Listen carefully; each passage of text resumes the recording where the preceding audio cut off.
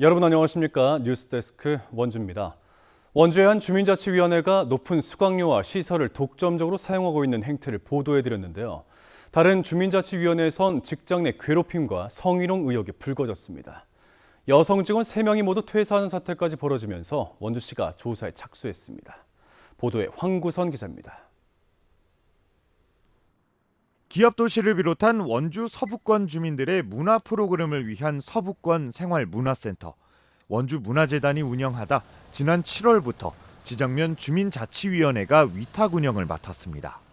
그러다 주민자치위원장이자 센터장의 직장 내 괴롭힘 의혹이 불거졌고 최근 여직원 3명이 모두 퇴사했습니다. 직원들이 갑자기 다 나가버리는 바람에 9월 1일부터 저희가 이제 근무를 하게 된 직원들이라서 저도 저희가 아는 경우. 이곳 원주 서부권 생활문화센터는 위탁 운영한 지 한 달여 만에 직원 3명이 모두 퇴직하는 이례적인 사태가 발생했습니다. 지난달 국민신문고를 통해 센터장의 갑질과 성희롱 민원을 접수하고 퇴사 직원들과 센터장을 조사한 원주시는 아직 증거가 부족하고 쌍방 진술이 엇갈리지만 직원이 모두 퇴사한 초유의 사태가 벌어진 만큼 사실관계 확인 때까지 잠정 조치가 필요하다며 지정면 주민자치위에 센터장 직무 정지를 요구했습니다. 센터장이 직원들에게 센터 업무가 아닌 주민자치위원회 사무를 지시하는 등 부당한 업무 지시를 반복하거나 보고 싶다며 정기적인 사적 만남을 요구하기도 했다는 민원에 대한 후속 조치입니다. 또 단계동 주민자치위원회 사례와 비슷하게 임의적으로 용도를 바꿀 수 없는 센터 방제실을 직원 공간으로 사용한 경우도 적발됐습니다. 지정면 주민자치위는 회의를 열어 센터장을 직무 정지하기로 결정했습니다. 해당 센터장은 일부 직원들이 억하심정으로 모함한 부분과 관련해 명예훼손 등 법적 대응을 검토하고 있다는 입장입니다. 센터장의 직장 내 괴롭힘 민원을 접수한 고용노동부와 인권위원회도 해당 사건의 사실관계를 파악하고 있는 가운데 조사 결과가 나올 때까지 센터장 직무는 정지됩니다. MBC 뉴스 황구선입니다. 영월군이 정원도시를 목표로 만드는 동서강 정원이 곧 문을 엽니다. 영월읍 전체를 관광단지로 만들겠다는 계획의 한 축이 될 것으로 보이는데요. 관광을 위한 것만이 아니라 주민 손으로 직접 집 근처에 정원을 만드는 생활 밀착형 숲 사업도 전개됩니다. 이병선 기자입니다. 영월군이 만들고 있는 동서강 정원 청룡포원입니다. 오는 25일 개원을 앞두고 마무리 공사가 한창입니다. 청룡포원의 핵심 구간인 2구간은 약 15헥타르가량에 조성됐고 1구간과 3구간을 합치면 거의 70헥타르에 이르는 대규모 정원입니다. 이곳은 무릉도 언면 요서남을 본따 만든 돌개원입니다. 이제 새로 문을 열게 되는 이곳 청룡포원에는 영월을 상징하는 것들이 이렇게 곳곳에 배치돼 있습니다. 청룡포원은 5개의 주제 정원으로 구성됩니다. 각각 영월과 대지, 영역, 생명, 사람의 숲이라는 이름이 붙었는데 영월에서 자생하는 식물을 심고 영월의 대표 관광지나 지역의 중심 산업인 석회석 광산을 형상화한 조형물을 만들었습니다. 학생이 없어 폐교된 분교에서는 학교의 역사를 함께한 향나무를 기증하기도 했습니다. 청룡포원이 완공되면서 지난 2021년 개원한 남면 연당원과 함께 영월의 관문지대에 만드는 동서강 정원 사업도 마무리됩니다. 현재 공사가 한창 진행되고 있는 복례산 명소화 사업과 함께 영월읍을 하나의 관광단지로 묶는 한 축을 담당할 걸로 보입니다. 정원 내에 조성할 정원 스테이와 시내 관광시설이 완공되고 나면 관광객들의 체류 시간도 늘 것으로 기대됩니다. 낮에는 정원을 보고 밤에는 별을 보고 관광 코스로 같이 운영을 하려고 하거든요. 그렇게 되면 숙박시설과 연계해서 정원도시 중심지로 영월읍과 남면, 한반도면에서 추가 사업도 진행됩니다.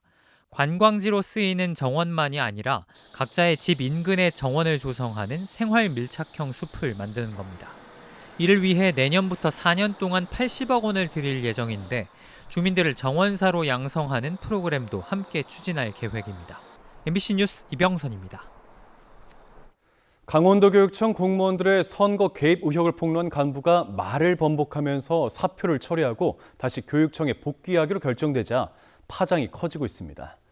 야당과 교육, 시민단체들은 선거법 위반 의혹을 제기하며 정치적인 수사를 촉구했습니다. 김도균 기자입니다. 지난 8일 교육청 공무원들의 교육감 선거 개입 의혹을 제기했던 최준호 정책협력관이 사표를 철회하고 복귀하는 걸로 결정됐습니다. 신경호 교육감이 최 협력관의 사과를 받아들인 겁니다. 신 교육감과 최 협력관 모두 선거 개입 의혹 폭로 기자회견은 업무 스트레스가 빚은 오해였다고 해명했습니다. 중에 저는 일체 관여를 안 하기 때문에 협력관이 그걸 다 교통정리하다 보니까 나름 어려움이 있었지 않을까. 교육시민사회단체는 신 교육감과 최 협력관을 강력히 규탄하고 나섰습니다. 이번 사태는 단순한 오해가 아니라 공직선거법 위반을 스스로 인정한 사안이라며 경찰과 법원, 도의회가 즉각적인 조치를 취해야 한다고 압박했습니다. 특히 최 협력관이 지난달 기자회견에서 수사기관 조사에도 응하겠다고 했던 사실을 언급하면서 강원경찰청에 수사 의뢰서를 제출했습니다. 사건 발생 한 달이 지나도록 강원도 선거관리위원회와 강원경찰청이 아무런 조치나 수사에 착수하지 않는 것은 도저히 납득할 수 없다. 강원도 감사위원회와 강원도의회에도 감사와 진상조사를 공식 요청했습니다. 신경호 교육감에게는 최 협력관의 즉각 파면을 요구했습니다. 불법 선거운동을 고백하고 사표를 냈으면서도 그저 스트레스를 받아 오해했다고 퉁치고 조사도 없이 복귀하는 것이 과연 상식적입니까? 1개월이 넘는 기간 동안 어떻게 복무 처리를 했는지도 의문입니다. 논란의 중심에 선 최준호 정책협력관은 지난달 폭로 기자회견 이후 복귀를 위한 신경호 교육감 면담회에는 교육청에 출근도 하지 않고 사실상 잠적한 상태입니다. 강원도교육청은 최 협력관 사안에 대해 아무런 입장을 밝히지 않고 있습니다. MBC 뉴스 김도균입니다. 플라이강원 기업회생 신청 이후 모기지 항공사가 없어 2년 넘게 유령 공항 상태에 놓였던 양양국제공항에 새로운 항공사가 정기 노선 운항을 시작합니다. 이 파라타항공이 이달 말 제주 노선 취항을 앞두고 최종 점검을 마쳤습니다. 배연원 기자입니다.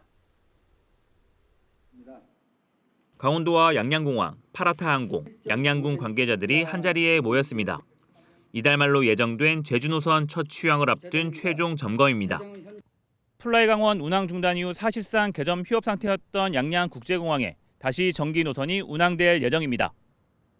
2023년 5월 플라이강원이 운항을 중단한 뒤 일부 전세기만 투입되며 공항이 2년 넘게 사실상 셧다운 상태였지만 플라이강원을 인수한 파라타항공이 이달 말 국내선 정기 노선을 재개함에 따라 양양공항이 모처럼 활기를 찾을 전망입니다. 파라타항공은 지난 3월 국토교통부로부터 항공운송사업자 변경 면허를 취득한 뒤 항공기 2대를 차례로 도입했고 지난 8일 항공운항증명까지 최종 발급받았습니다. 이날 점검에서는 탑승장구와 출입 동선 등 국내선 이용 시설부터 제주 정기 노선 운항 계획, 향후 국제노선 취항 방안까지 세부 사항들을 확인했습니다. 파라타항공은 양양 제주 노선을 시작으로 일본과 베트남 국제선 부정기 노선 도입도 검토하고 있습니다.